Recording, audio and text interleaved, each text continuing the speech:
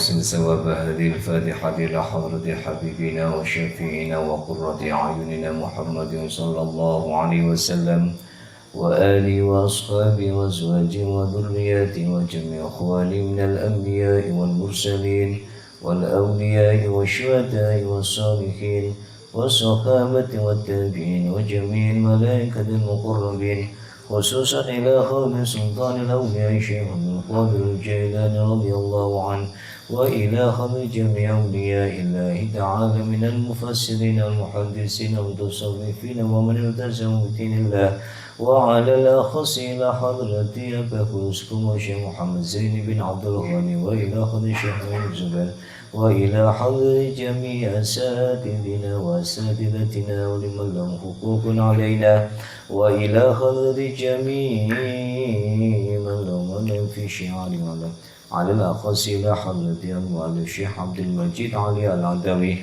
وإلى حضرة جميع القبور من المسلمين والمسلمات والمؤمنين والمؤمنات أينما كانوا شهد الله لهم الفاتحة. أعوذ بالله من الشيطان الرجيم بسم الله الرحمن الرحيم الحمد لله رب العالمين الرحمن الرحيم مالك يوم الدين إياك نعبد وإياك نستعين اهدنا الصراط المستقيم صراط الذين أنعمت عليهم غير المغضوب عليهم ولا الضالين. السلام عليكم ورحمة الله وبركاته. Bismillahirrahmanirrahim.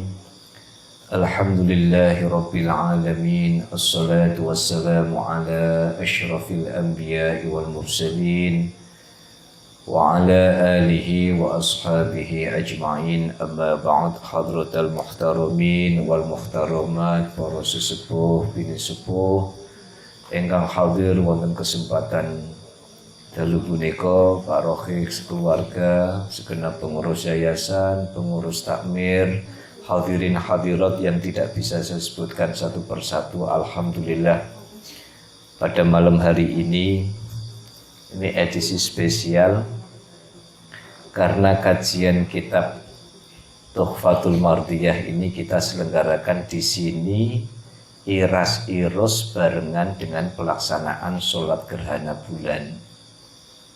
Ini saya sudah minta izin sama Pak Made ya, sebagai sohibul wilayah ya, yang punya wilayah ini, kalau misalnya besok kita bikin sholat gerhana bulan bagaimana, tapi kok ada Tuhfatul Mardiyah.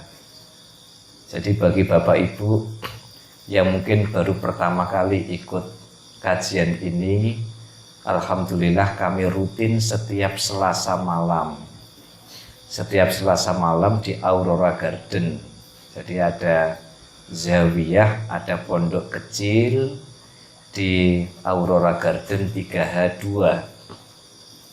yang biasa kami rutinkan kajian kitab yang membahas tentang pitutur kehidupan, nasihat kehidupan. Apa sebenarnya tujuan dari kajian ini? Tak lain adalah supaya kita saling mengingatkan bahwa di dalam perjalanan hidup kadang yang menjadi guyonan orang, tapi itu sebenarnya pesan di dalam ilmu tasawuf adalah jangan lupa bahagia. Itu kan kadang menjadi guyonan saja, padahal itu sesungguhnya pesan yang paling penting di dalam hidup. Jangan lupa bahagia.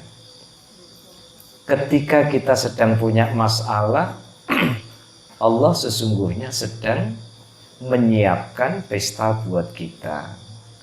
Ketika kita sedang ada kesulitan di dalam hidup, jangan-jangan itu hanya bagian dari cara lain Allah itu membahagiakan kita. Maka kajian Tuhfatul Mardiyah ini tujuannya adalah yuk hidup ini senantiasa ya kita rayakan. Hidup ini harus bisa membahagiakan ya.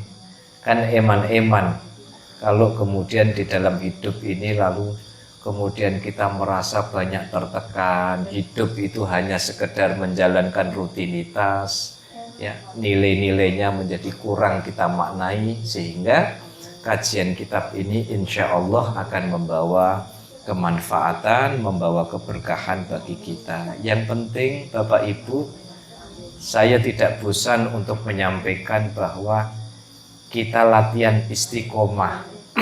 Terus Pak Rafiq. Pak Rafiq saku kesel saja di rewang itu.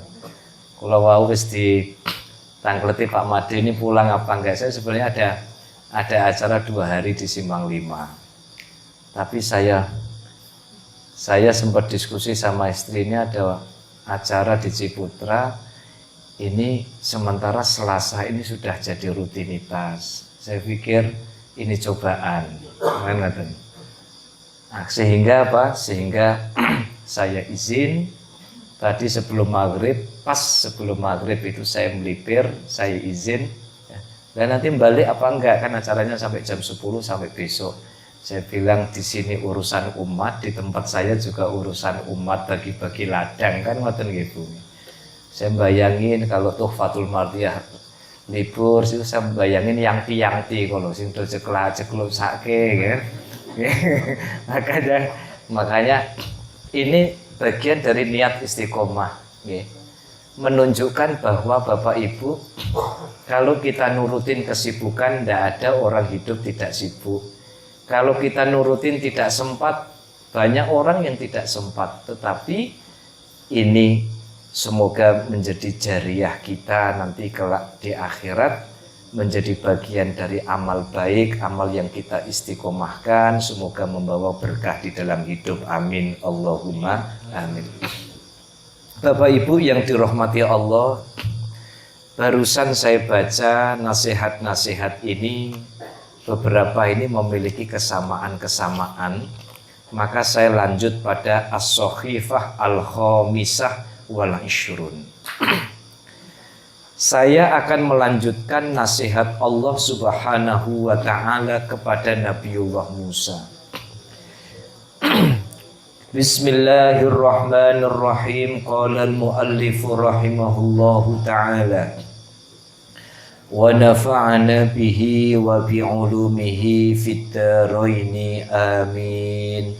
Qala Allahu azza wa jalla, Allah Subhanahu wa ta'ala bersabda kepada Nabiullah Musa alaihi salam,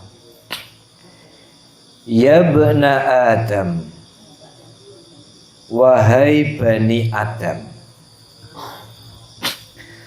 aksir minaz zati. Ini ada nasihat bagus sekali ini ya. Aksir minaz zati, perbanyaklah sangumu, perbanyaklah uang sakumu, perbanyaklah bekalmu. Fa inna tariqa ba'idun, karena sesungguhnya perjalanan yang akan kita tempuh sangat-sangat panjang. Kalau gambarannya kehidupan dunia saja kita ngerasa lama, apalagi kehidupan akhirat itu, kalau 1 hari itu sama dengan 1000 tahun. Betapa lamanya kehidupan di akhirat itu. Kok 1 hari itu kok gambarannya 1000 tahun, dan terus itu nek coro rokok entek berapa batang, Pak? Bagi para ahli hisab itu kira-kira yang jenengan biasa sehari itu sebungkus. Nah kalau seharinya itu 1000 tahun, dan berarti kan wis ngono pabrik tutup kabeh sisan kan. Ono sing batin, ya mlinting kan katanya. Itu kalau nggak kena razia malaikat Jibril itu. Aksir minazati, perbanyaklah uang sakumu, perbanyaklah bekalmu. Fa inna tariqa ba'idun, karena sesungguhnya perjalanan yang kita tempuh ini sangat-sangat panjang. Para rawuh sami, yang dimaksud perjalanan di sini ada dua. Pertama adalah perjalanan dunia, yang kedua adalah perjalanan akhirat. Perjalanan di dunia, Bapak Ibu, ada yang tahu nggak kapan kita akan mengakhiri kehidupan ini? Nggak ada yang tahu toh? Oke? Nggak ada yang tahu. Bisa jadi kita akan dapat bonus umur panjang sekali. Oke? Tapi sebenarnya yang dimaksud lamanya dunia itu sebenarnya bukan lama dalam pengertian waktu, hitungan menit, hitungan jam, itu bukan. Tetapi bagaimana membuat hidup ini menjadi lebih bermakna. Bapak Ibu, saya coba jenengan bisa bayangkan, kalau hidup ini hanya sekedar kita jalankan rutinitas harian, wonten bosenin apa mboten? Jam 3 bangun, adzan subuh berangkat juglu, berjuglu ngaji, bar ngaji sampai ngomah, nek ngantuk yo nambah lagi, kalau ndak ngantuk yo lolo do kursi, gitu, dongong. Wonten piring kotor dicuci. Setelah piring kotor dicuci, wayahe masak. Bar masak, anak nyiapin anak-anak. Rutin gitu setiap hari. Jenengan bisa bayangkan kalau rutinitas ini hanya sekedar kita lewatkan sebagai pekerjaan rutinitas. Mungkin hidup di dunia ini terasa berat sekali. Urip kok ngene-ngene tok, kan ngoten toh. Urip kok cuman begini-begini saja. Golek duit, nek wis entuk duit, ngentekno duit. Nek wis entek golek meneh, bar golek meneh entuk, bar entuk entekno meneh. Kaya wong main dakon niku lho. Dakon kan kebak keruk gitu. Maka perjalanan dunia ini sebenarnya adalah bekalnya memaknai bahwa seluruh peristiwa kehidupan ini harus kita maknai lebih. Bukan hanya persoalan kita menghabiskan umur, bukan hanya persoalan kita menghabiskan 24 jam. Kan waktu kita sama, Bapak Ibu. 24 jam kita itu sama. Tetapi bedanya adalah bagaimana cara kita menghabiskan atau memanfaatkan 24 jam itu. Betul nggak? Ada 24 jam habis hanya buat main PS. Tapi nanti dulu bapak-bapak kita rapat doyan PS ini. Ono sing doyan PS nggak Pak? Pak Pur. Oh Pak Pur masih seneng PS-an? Masih Pak. Ayo nggak umur lah Pak. Oh masih? Lawannya Pak Alif? Mainnya di belakang. Oh gitu. Kalau main kalah gablok-gablokan nggak? Coba. Waktu kita sama 24 jam, tetapi yang membedakan adalah bagaimana cara kita memanfaatkan 24 jam itu. Ya. Saya mulai dari pribadi saya dan mengajak kepada semua yang hadir, para rawuh sami. Mari kita hitung-hitung kira-kira hari atau jam yang kita habiskan untuk kemanfaatan orang lain dengan waktu yang kita habiskan buat diri kita sendiri itu kira-kira banyakkan mana? Kalau jenengan misalnya berangkat jam 8 kerja, nanti jam 5 pulang, di kantor itu kita manfaatkan kira-kira lebih banyak mana manfaatnya atau madorotnya. Padahal yang menjadi bekal kita di dalam hidup itu apa? menjalani bahwa semua ya yang terjadi di dalam hidup apapun keadaannya itu adalah ibadah. Jadi jenengan misalnya ya, saya contohkan Pak Alif. Pak Alif pulang dari kerja, ditelepon sama pasukan benteng Takeshi. Ya. Apa panggilnya? Papa.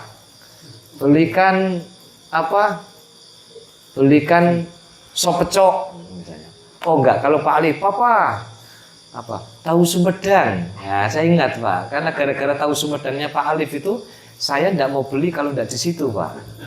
Wah, ini Pak Alif dapat pahala ini kan. Itu namanya sedekah jariyah. Jangan-jangan gara-gara tahu Sumedang ya, nanti di akhirat hisabnya mudah itu, Pak. Loh, kenapa Gusti kok mudah? Saya menyenangkan Pak Aziz. Soal apa? Tahu Sumedang enak cuma ada di situ. Nggak usah disebutkan karena masalah merek. Belikan jajan buat anak sampai rumah anak senang, ya itu adalah ibadah. Tahu, wah ini mamahnya anak-anak pasti capek ini di rumah. Lalu Pak Alif kemudian sebagai suami yang sangat sayang sama istri, ya, lalu kemudian beli. Mamahnya anak-anak biasanya suka apa Pak Alif? Oh nggak ada ya ini mamahnya ya? Sukanya apa Pak? Matangan apa mentahan Pak? Ya. Misalnya sukanya martabak sama kue Bandung dibelikan. Ini adalah ibadah. Sampai rumah sekedar kita ketemu sama anak-anak, baru kemudian kita nanyain gimana PR-nya, gimana sekolahnya, gimana kuliahnya, gimana ininya dan sebagainya, itu adalah ibadah. Dan itu jadi bekal hidup kita. Yang kedua adalah bekal kematian atau bekal nanti kehidupan kita di akhirat. Bapak Ibu, kita ini diingatkan oleh Allah bahwa uang saku kita ini harus benar-benar cukup. Kalau 1000 hari sementara umur kita misalnya kalau pakai standarnya Rasulullah itu misalnya 63. Itu gimana caranya kita menghabiskan ribuan tahun sementara umur kita tidak ada apa-apanya. Terus caranya kita nambah uang saku itu gimana? Nah ini hebatnya umat Rasulullah Sallallahu Alaihi Wasallam. Contoh, ada satu amalan yang membuat beban timbangan amal kebaikan kita itu berat. Kalimatani khafifatani 'alal lisani sakinatani fil mizani habibatani ilar rahman. Jangan bilang subhanallah wa bihamdihi subhanallahil azim. Dua bacaan ini saja sudah memperberat timbangan amal kita. Saya ingin sampaikan Bapak Ibu, beragama itu kan sebenarnya mudah. Jadi jangan kemudian menjadikan agama itu jadi beban panjenengan. Karena ternyata nyelengi amal, nabung amal itu sebenarnya tidak susah.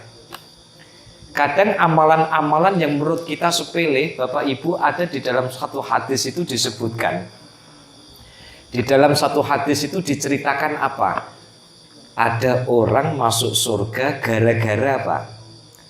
Gara-gara motong ranting pohon, ranting bunga yang kebetulan menjorok ke rumah tetangganya. Ayo dikoreksi masing-masing yang punya pohon sampai ngangklung ke, ada enggak? Wonten. Jadi jenengan punya, misalnya punya pohon, lalu rantingnya itu sampai menjorok ke rumah tetangga. Kok jenengan potong? Karena niat jangan sampai tetanggaku terganggu. itu ternyata pahalanya luar biasa, bisa menyebabkan orang masuk surga. Ya.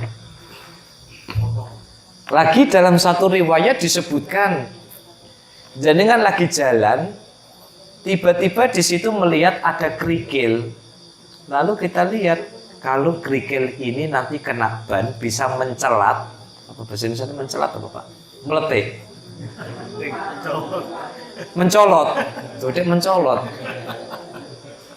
Apa bahasa melenting Pak? Nek melenting niki anu Pak. Napa? Oh, T-nya kecil. Melenting. Niki basa bojo niki. Mboten. Nggih. Pelentingan betul. Melenting. Nggih. Jadi ketika ada batu lalu kita ambil, ini sudah.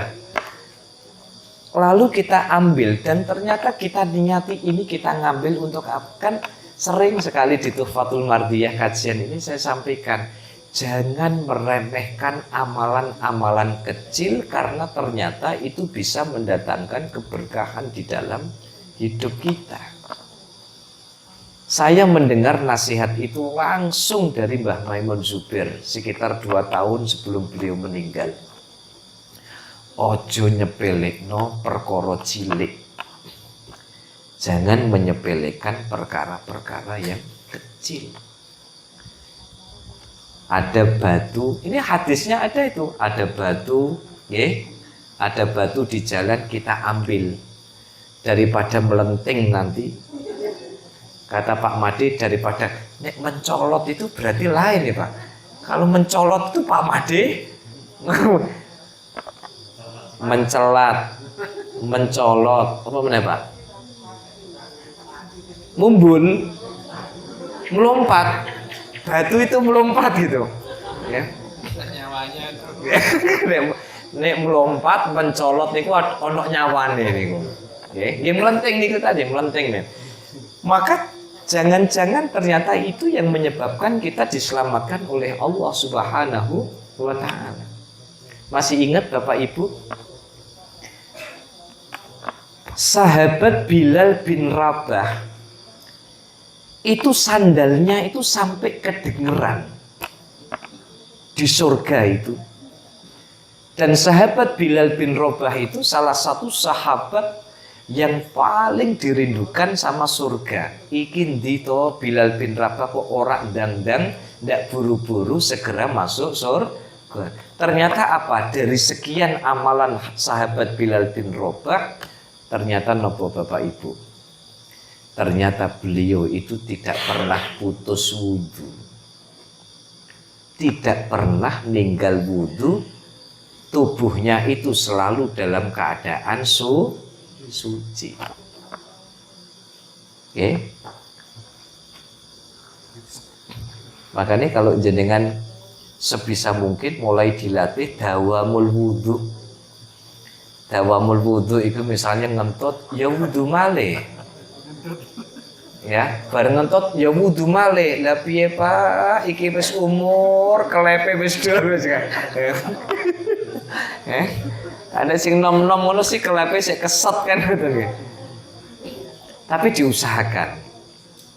Apalagi menjelang tidur, terutama menjelang tidur. Saya dulu pernah dinasihati sama kiai saya itu, jangan sekali-kali wudhu menjelang tidur itu tidak punya wudhu. Mesti ono sing mikir, lho Pak, nek bar wudhu nek terus kesenggol bojone terus kepiye? Lah carane wudhunya pakai wudhu Hanafi. Nggih. Carane apa? Wudhunya pakai wudhu ala Hanafi. Diniati saya wudhu ala Hanafi. Apa bedanya wudhu Syafi'i dengan wudhu Hanafi? Bedanya itu cuman ketika mengusap kepala. Niat ketika wudhu, ya Allah saya niat wudhu ini ala Hanafi. Bedanya apa? Kalau wudhu ala Syafi'i itu kita gesek begini, ini mengusap kepala. Bedanya pada mengusap kepala. Tapi kalau ala Hanafi itu harus 1/4. Gimana ngitung 1/4 itu? Ngitung 1/4 itu basahin telapak tangan, tempelkan ke sini. Jadi nanti jenengan kesenggol bojone ndak batal, nyenggol bojone mboten batal. Lho kok meh senggol meh jiwet juwotosan yo ora batal kok. Ya Pak Pur ya.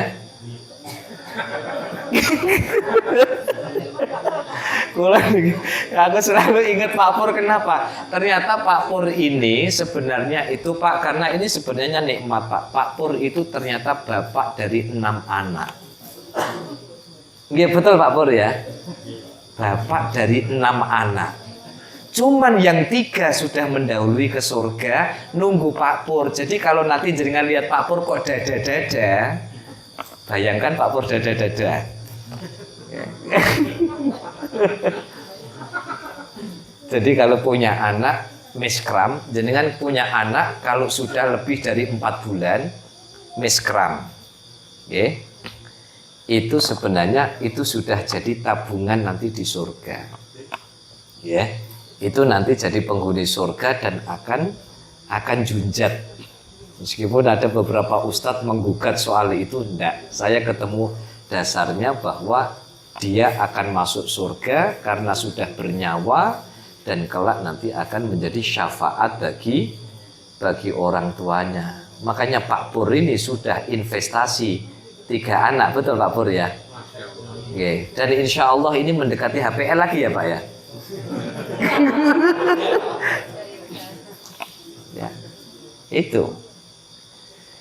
Jadi ternyata kalau panjenengan itu ketika mau tidur pengen tidak batal wudhunya, sementara tidur sama suaminya atau tidur sama istrinya, sudah wudhunya pakai ala Hanafi.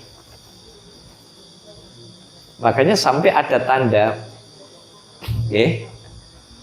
apa manfaat orang yang dawamul wudhu? Orangnya tenang. Yang kedua, ciri orang yang punya wudhu itu bukan dari putih irengi. Tetapi kalau cirinya, kalau jenengan lihat ada orang kok wajahnya dilihat kok adem, ya. Kalau dilihat orang nyawang sampingnya ya, orang nyawang sampingnya. Pak Alif langsung cari tersangka ini kan, ya. Jadi kalau jadi cirinya orang yang punya wudhu itu dia menghadapi apapun tenang. Ya, menghadapi apapun tenang. Ya. Maka kalau dia menghadapi apapun tenang, dilihat wajahnya adem. Maka kalau kita lihat kembali ceritanya sahabat Bilal bin Rabah itu, kenapa kok sampai beliau itu dirindukan surga? Itu ternyata gara-gara apa? Gara-gara menjaga wudhunya. Jadi manfaat orang yang menjaga wudhu, dia akan selalu tenang. Yang kedua, besok Bapak Ibu, orang yang dawamul wudhu, bagian organ yang biasa terkena air wudhu itu, api neraka itu tidak akan berani. Jangankan kok membakar, mendekat saja tidak mau. Itu orang-orang yang sering dawamul wudhu. Ya, dari wajahnya kelihatan damai, dia teduh, dia anteng. Ya, coba lihat fotonya orang-orang solih-solih itu ya, lihat wajahnya itu kita damai. Ya, kalau kita ngobrol sama beliau damai. Tapi jangan kemudian jenengan tafsiri kemana-mana. Berarti kalau saya ketemu teman, ya, bawa masalah curhat malah jadi masalah, itu ora tahu wudu berarti kan. Bukan, tidak harus begitu ya. Ya. Jadi fa inna thoriqa ba'idun, sesungguhnya perjalanan yang akan kita tempuh itu sangat jauh. Maka apa modal kita? Modal kita yang pertama adalah niati perjalanan hidup ini ibadah Bapak Ibu. Yang nomor 2, jalani perjalanan hidup itu sudah sesuai dengan syariat Allah. Apa syariat Allah? Ya cari uang yang halal, kerja ya yang halal, berusaha untuk apa? Berusaha untuk senantiasa membuat bahagia orang lain. membahagiakan orang tua. Coba jenengan pirsa, itu sahabat siapa itu yang dari Yaman itu, yaitu bisa dikatakan sahabat, bisa tidak, hidup pada zaman Rasulullah tapi tidak pernah ketemu Rasulullah. Itu Uwais Al-Qarni. Uwais Al-Qarni itu tinggalnya di Yaman. Kenapa ketika Uwais Al-Qarni itu meninggal, ribuan malaikat itu menyambut kepergiannya, melepas kepergiannya. Ketika suatu saat sahabat itu bertanya, itu kenapa kok Uwais Al-Qarni itu kok sampai begitu? Ternyata dari sekian banyak amal ibadahnya Uwais Al-Qarni, salah satunya adalah dia sangat mencintai ibunya. Dia sangat mencintai ibu. Lu pengen kaji ini ku digendong, Bu. Makanya saya pernah sempat ada viral itu jamaah haji Indonesia niku nggih. Dari Kendal kalau nggak salah dari Kendal itu. Diwawancara ketemu salah satu wartawan, ini bukan wartawan ya, mungkin lagi video begitu. Asal dari mana, Pak? Dari Kendal. Bapaknya sakit, tawaf digendong. Ya. Tawaf digendong, saking sayangnya. Karena Uwais Al-Qarni itu begitu istimewa di mata para ahli surga, begitu istimewa di kalangan para malaikat karena punya amal kebaikan. Makanya pesannya kepada kita adalah jangan meremehkan amal perbuatan sekecil apapun. Misalnya kalau di perumahan ini, Bu, jenengan gada rempeyek atau serempeyek? Apa bahasa Indonesianya apa? Peyek. Lah niku ora nek iwak. Lah nek terus kacang berarti napa? Cang peyek ngoten. Rempeyek, iwak peyek. Jenengan lihat tukang taman, nggih. Jenengan lihat tukang taman, lalu jenengan punya peyek. Lalu peyek itu kemudian dikasihkan sama mbah-mbah taman. Mbah niki mbah peyek, mbah. Matur nuwun nggih. Bilang matur nuwun itu ya, dalam riwayat disebutkan kebahagiaan orang sekali dengan bilang alhamdulillah matur nuwun. Malaikat itu ternyata rebutan nulis amal kebaikan dan melipat gandakan kebaikan itu.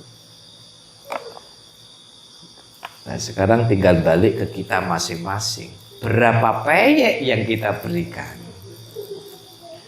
Yes, paling tidak nopo mbah niki mbah wonten kedhik mbah niki mboten wonten matengan yo paringi mentahan. Mbah niki mbah mangke ditumbas bawang brambang mbah. Nggih. Lho kula bawang brambange pun kathah, mboten napa-napa ditumbas tomat. Nggih tomate tesih kathah. Mbuh karemu mbah. Diwehi dadak ngarani barang. Itu. Fa inna tariqa ba'idun. Perjalanan kita panjang, yang bisa membuat bekal kita cukup adalah taati syariat Allah Subhanahu wa taala. Apa syariat itu? Syariat Allah itu rumusnya dua. Perbaiki hubungan kita dengan Allah, perbaiki hubungan kita dengan sesama makhluknya Allah. Wajaddid al-markab fa innal bahra amikun. Tuh, bagus sekali kalimatnya. Wajaddid al-markab, perbaharuilah tumpanganmu, perahumu. Fa innal bahra amikun, karena sesungguhnya samudra itu sangat dalam. Bapak Ibu jenengan mau tindakan, mobil itu olinya sudah 20.000 ndak diservis, aman boten Pak niku? Boten aman. Kalau yang rekom Pak Rohik sohih. Sama kita punya mobil tidak pernah servis. Ketika mau bepergian jauh, saya tanya, ada was-wasnya enggak? Pasti ada. Jenengan pas mau perjalanan jauh, misalnya Pak Alif itu mau nyetir dari BSB Village ke Ambon. Ya. Begitu lihat ban mobil, badiannya hilang. Saya tanya Pak Alif, kira-kira ada rasa was-was enggak, Pak? Pasti. Makanya Allah memberikan pesan kepada Nabi Musa, wajadid al-markab, perbaharuilah perahumu, perbaharuilah kapalmu. Ini maksudnya apa? Servislah kapalmu. Fa innal bahro amik, karena samudra ini sangat dalam. Bapak Ibu, kalau kita tidak kuat-kuat hati kita, samudra kemaksiatan itu bisa membuat kita terjerembab lebih jauh lagi. Contoh, tidak punya duit, kepepet. Lalu begitu buka internet, ada iklan. Apa? Tuyul tanpa garansi. Akhirnya kemudian dia golek tuyul. Ya Allah, enak gini. Tapi golek tuyul sing kira-kira, ya, cari tuyul yang kira-kira tumbalnya itu tidak repot-repot. Apa contohnya? Timun siji misalnya ya. Coba jadi kan bisa bayangkan, begitu kita sekali melakukan kemaksiatan, maka kita langsung tercebur ke dalam kemaksiatan yang lebih dalam. Orang judi itu kelihatannya saja untung sesaat, tapi tidak akan pernah ada orang judi lalu kemudian tidak terjerembab di dalam kemaksiatan, lumpur dosa, dan akhirnya masuk ke dalam samudra kesengsaraan. Pasti sengsara hidupnya. Orang judi, orang cari rezeki haram, itu pasti hidupnya sengsara. Tidak ada. Pak, kelihatannya bahagia kok Pak, punya segala macam, kelihatannya. Lah apa yang dimaksud dengan tunggangan kita, perahu kita ini? Tatalah agama kita. Oke.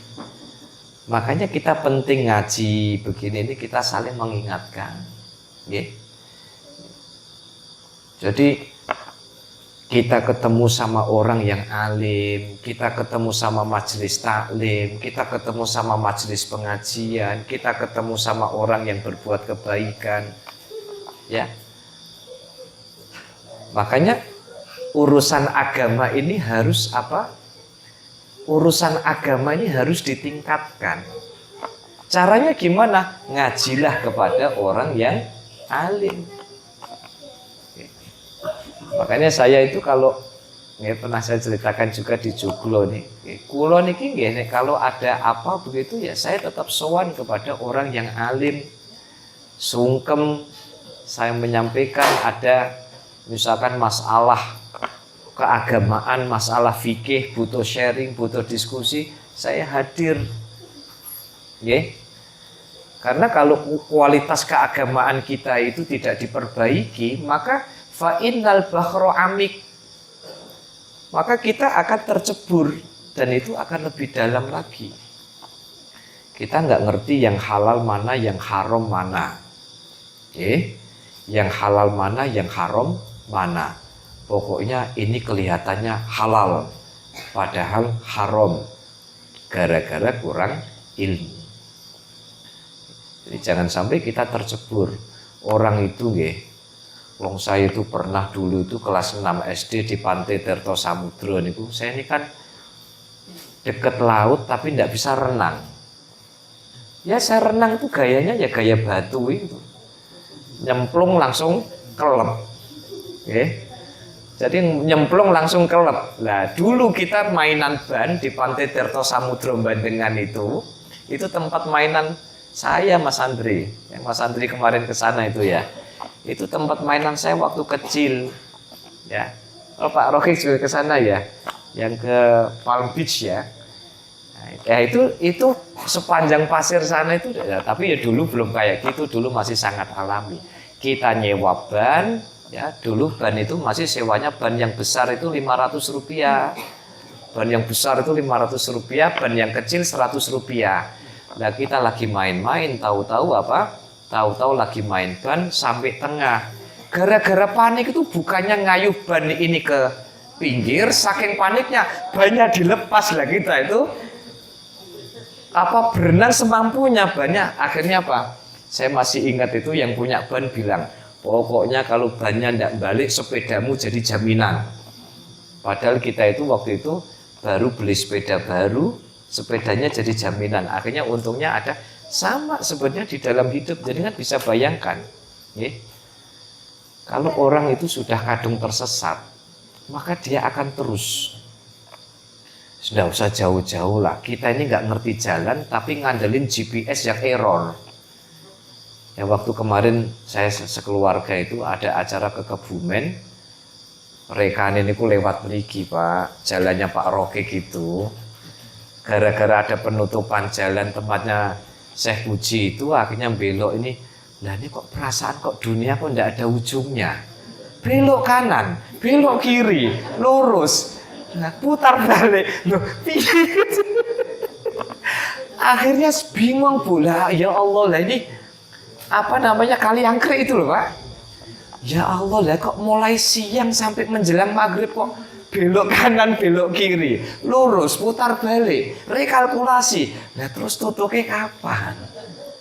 Akhirnya saya bilang, nggak beres ini. Akhirnya mau tidak mau ini harus cari alam padang dulu. Wis, kita posisi di mana? Pokoknya cari titiknya alun-alun Magelang. Nah, wis gitu kan?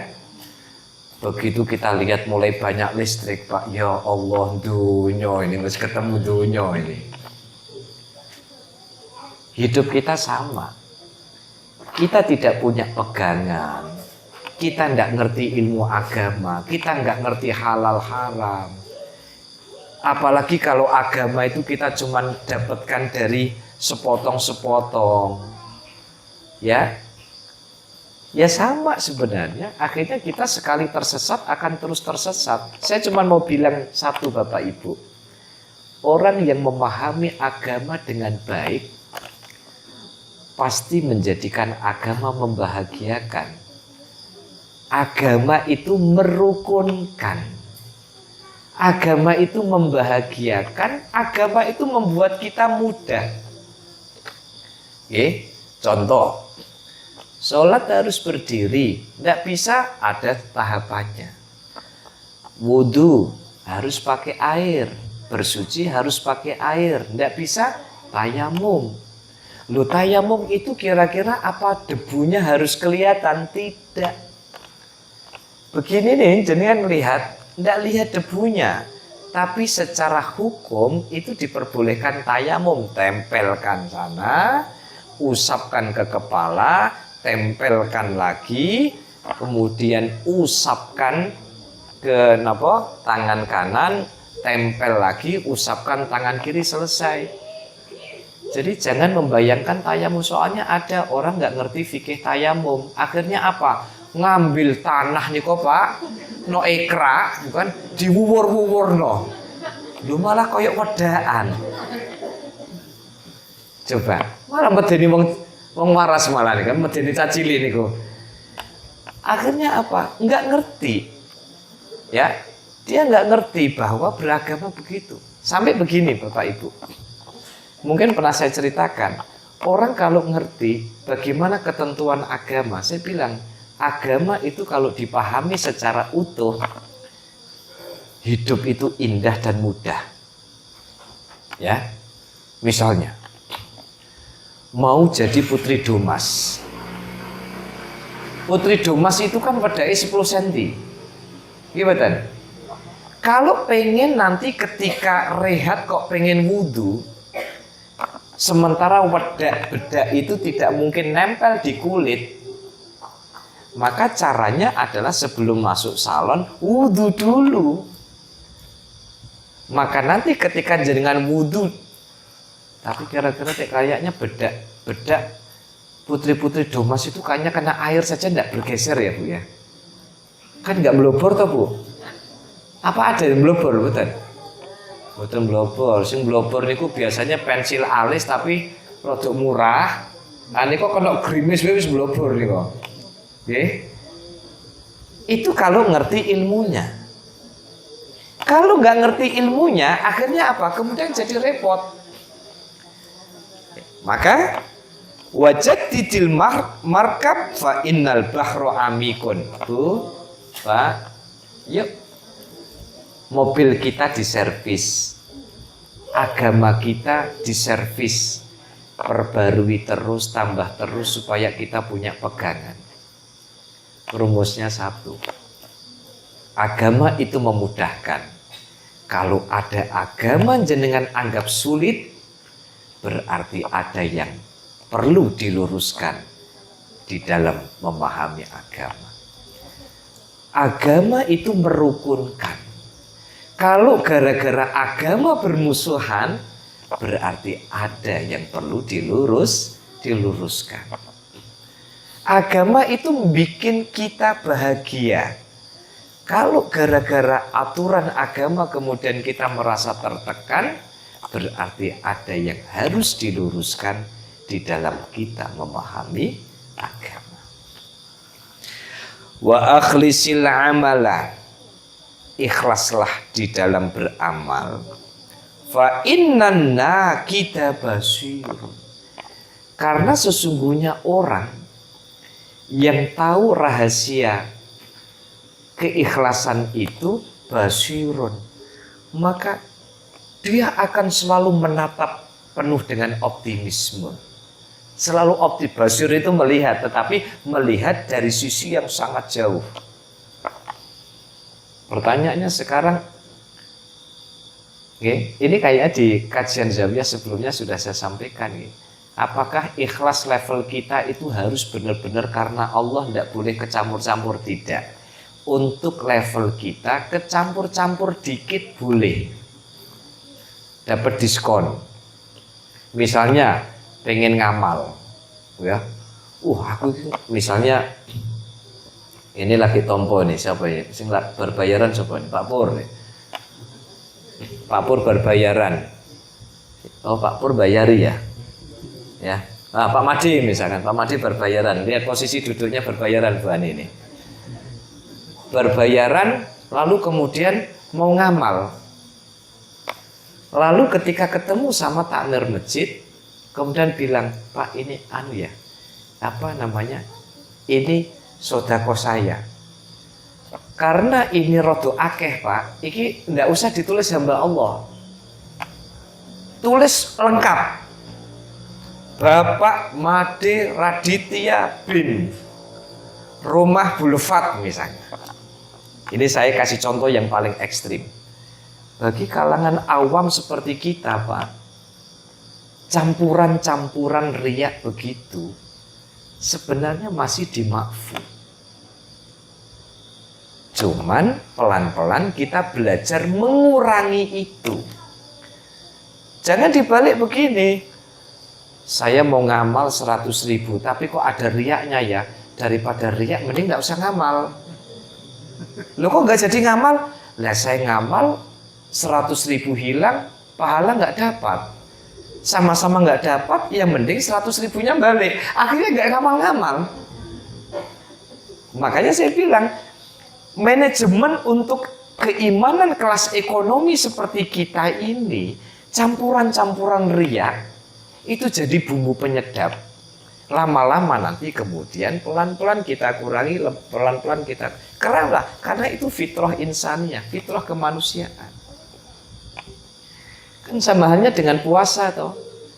Puasa itu kalau levelnya orang awam, yang puasa itu tidak makan, tidak minum. Tapi gosipnya itu tambah lebih ya. Ayo ngabuburit yuk. Nah, ketemu ngabuburit itu ora darus tapi apa? Piye ono topik apa sing kira-kira jos menjelang buka.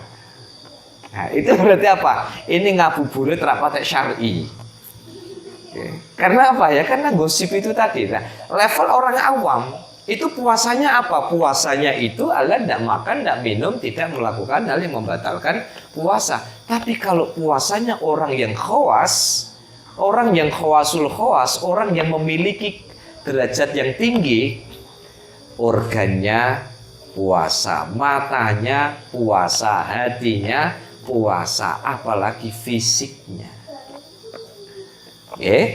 Makanya ikhlaslah amal. Nah, ukuran paling rendah bagi orang awam ikhlas itu apa? Ikhlas itu kita ngamal tapi kita masih berharap Allah mesti bales. Itu sudah dianggap ikhlas. Saya tanya jenengan, kita semua lah. Jenengan ngamal sama sekali, kemudian kita tidak pernah berharap apapun misalnya, padahal kalau itu karena Allah itu mau kasih pahala, Allah tidak kasih pahala tidak apa-apa, pokoknya saya karena Allah. Tapi kalau orang sudah bisa ngamal, tangannya ngamal tapi tangan kirinya nggak kelihatan, itu kan yang pahalanya paling banyak. Termasuk sodakoh yang paling baik adalah sodakoh, tapi yang dapat sodakoh tidak tahu. Tiba-tiba,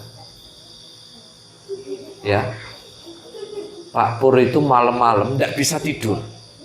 Apa Pak? Sekarang bahasanya anak muda itu apa? Gabut. Apa Pak?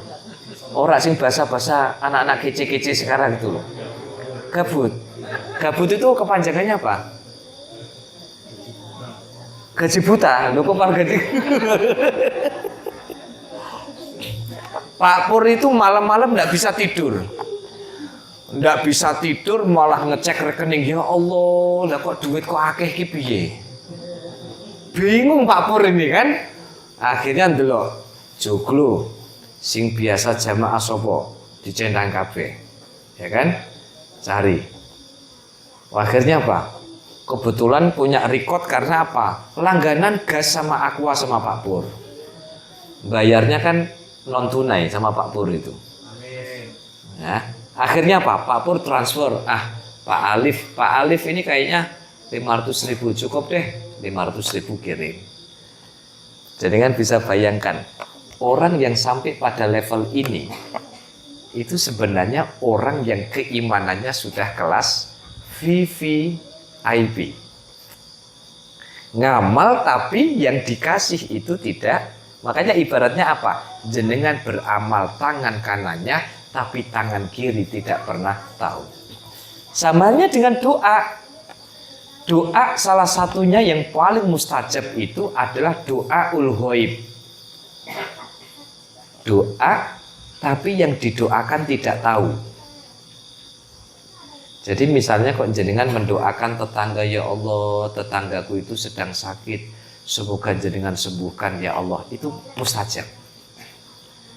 Ya Allah, tetanggaku itu sedang lagi punya masalah, semoga engkau ini ya Allah, itu mustajab. Atau bisa jadi istijab, mustajab, bisa jadi ijabah.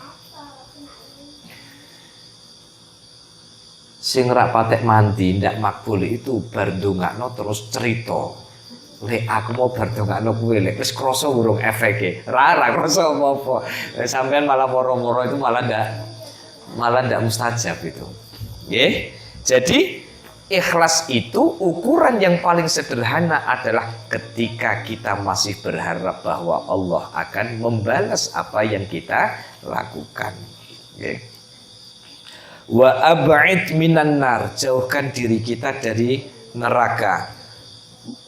Bibughdil kuffari, dengan tidak melakukan apa-apa yang dilakukan oleh orang kafir.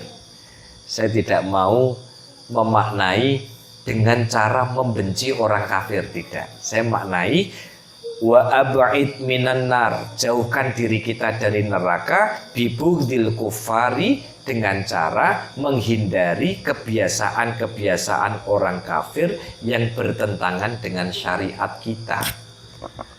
Jadi tidak usah ikut-ikutan kalau memang itu tidak sesuai dengan ajaran kita.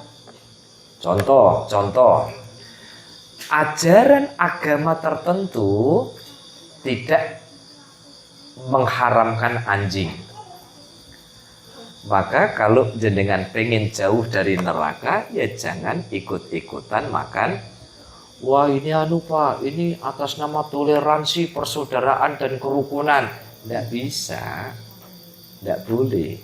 Okay? Wong mereka itu sebenarnya jauh lebih paham, artinya sangat paham kok. Oh, agama sampeyan, ya, agama sampeyan itu tidak memperbolehkan ini. Maka, saya pernah cerita, saya dulu itu pernah punya sahabat, orangnya sudah meninggal, sudah meninggal itu. Pernah satu hari, saya sama istri saya itu masih ingat di traktir makan di warung makan Pelangi itu Pak. Di Ungaran itu, Pak Aziz, di sini halal loh, kan gitu. Kenapa? Bisa jadi kalau tidak bareng dengan saya, bisa makan ya semur babi, rica-rica babi, atau sate anjing. Tapi karena tahu kita tidak makan itu, makanya jangan menggantikan urusan itu.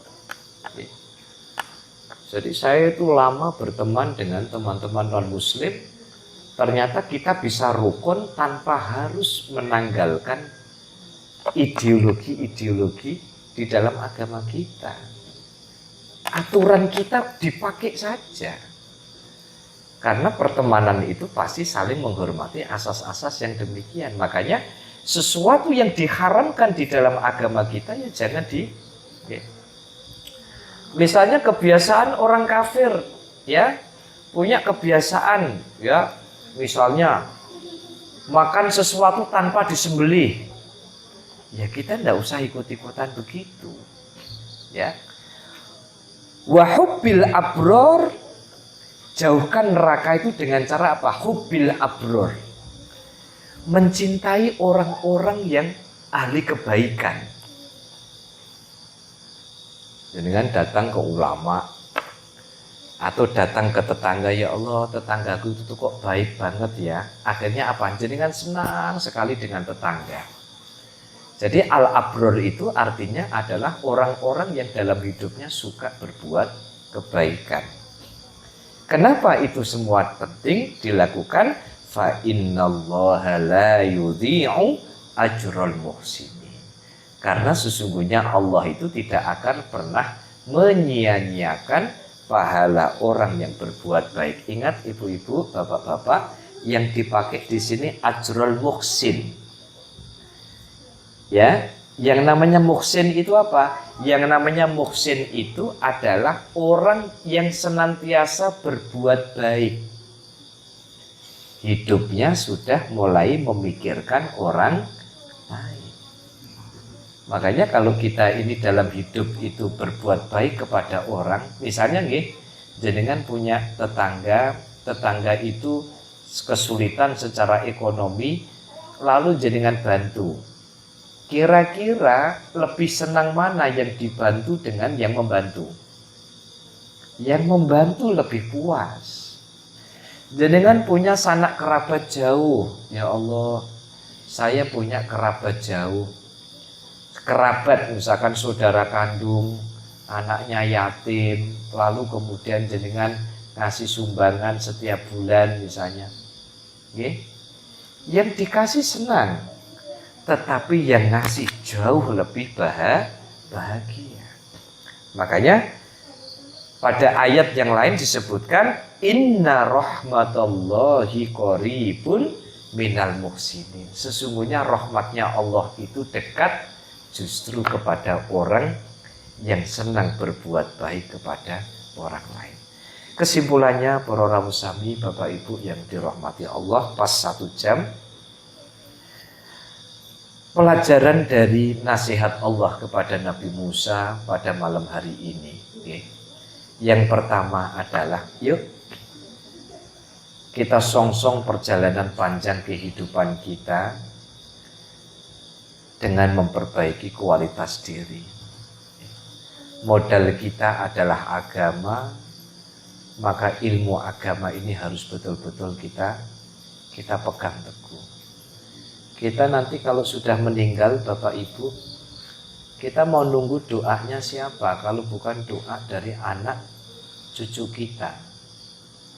Ajari anak dengan ilmu agama, karena ilmu agama yang akan membuat anak kita itu menjadi anak yang tahu, kenal dengan Allah dan birrul walidain.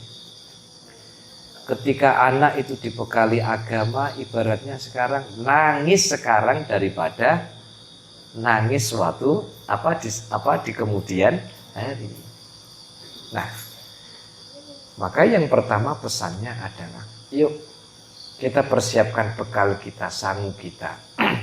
Ribuan tahun perjalanan yang akan kita jalani, kita mulai dari sekarang. Ya. Caranya bagaimana? Perbaiki hubungan kita dengan Allah dan perbaiki hubungan kita dengan sesama makhluknya Allah. Ini modal untuk perjalanan panjang kita.